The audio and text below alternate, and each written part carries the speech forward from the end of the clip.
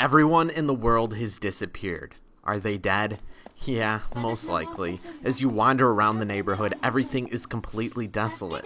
Weeds are overgrown, houses are starting to rot, and you can't find a single human being in sight. Where did everyone go? Why is it that you're still alive? If something managed to wipe out all of humanity, why is it that you are still around?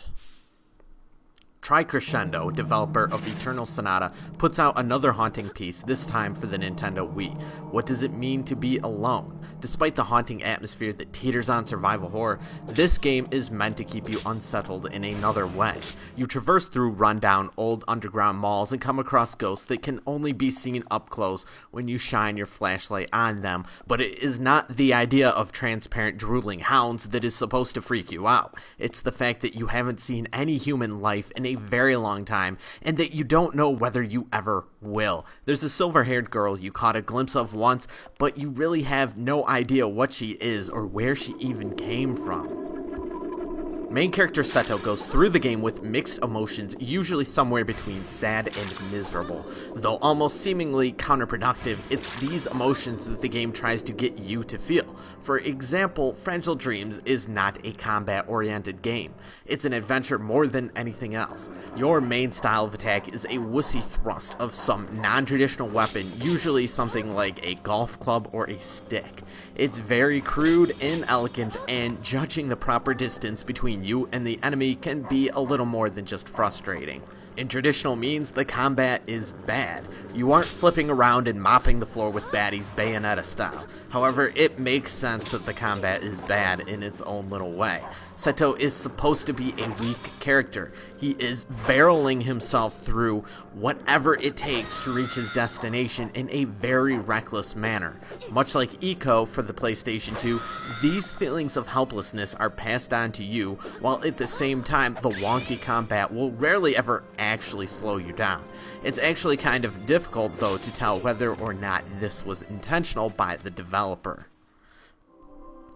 Fragile Dreams starts off in a fantastic manner. Backgrounds are well set up and the mood is just wonderful. Waving around the Wii Remote translates into where you point your flashlight, and it works very well. Navigating around a corner might trip you up on occasion, but it's nothing that 30 minutes worth of play won't take care of.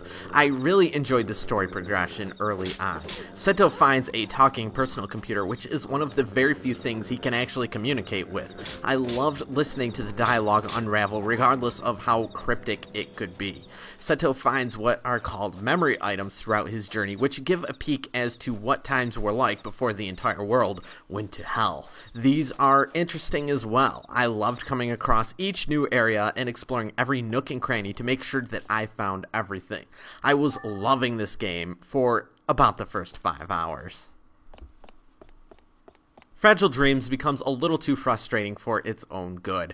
Early on, wandering around an abandoned amusement park and crawling on top of a roller coaster was great, but the later levels lose all forms of creativity. You'll be doing the same things over and over. Corridors will become endless. The game claims to be architecturally to scale, I guess, but running through a series of bland hallways in the dark for 20 minutes at a time with nothing unique or special about any of them toward the end of the game get very old. The storyline and presentation, which was so strong in the beginning, takes a real backseat until the very end. It becomes very evident as there's a point in the game where a ghost girl requests for you to go find items that require a good deal of backtracking. It's an eye-rolling 30 minutes of busy work as you fulfill the requests of a whiny, stubborn character that you could easily physically overpower if the game allowed it, which has absolutely no relevance to the game's storyline both before and after you find the crap she asks for. It is completely useless and feels like filler,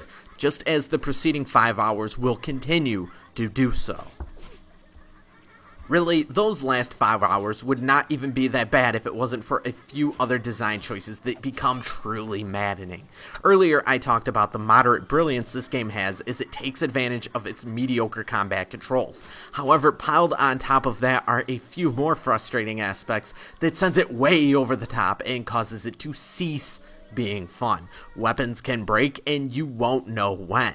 Your inventory is also extremely small, and so you won't be able to carry more than 2 weapons except for when you access your suitcase during save points. You could do a good couple of hours without anything ever breaking, although especially towards the end, it'll be happening way too often. It is just not fun when you get all nice and ready to make the next 20-minute trek. Your weapon breaks on your first encounter, and then your second weapon breaks during the second encounter. Then you need to backtrack to the last save point, spend more money on weapons, and try again. Then the same results will occur once again until you decide to just avoid combat altogether, or at least as much as you can. There is no way to prevent this from happening or predict when it will. The game moves at a glacial pace as you go through save points and the screens required to re-equip your character. It is just not good game design, and it is not enjoyable.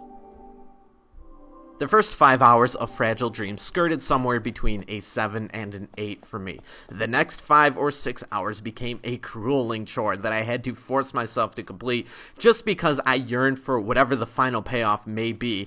The last hour picks up a slight bit, though I was a little put off by some of the sci-fi elements the story seemed to be hedging toward. My conclusion is that the game is a mess. I did not have any fun at all for at least half of the time that I spent with this, and I was very happy when the credits finally rolled, as I knew I would never have to touch this thing again. However, the entire experience still remains on my mind even now. I still find myself considering some of the plot turns and wondering just what some of the in-game messages were. A vague part of me wishes I could replay parts of the game as sort of a highlight reel, where perhaps my inventory was much larger and nothing could ever break, and I was given some sort of fast forward button. I won't ever actually start a new file though. Oh hell no. I am very torn on whether or not this was an experience I could actually recommend to others, although the fact is that it is unique and very alluring. Fragile Dreams is not a good game overall, but it is an interesting collection of artistic assets in video game programming. It might be something to look into if you are curious. Fragile Dreams Farewell Runes of the Moon for the Nintendo Wii receives a 5 out of 10.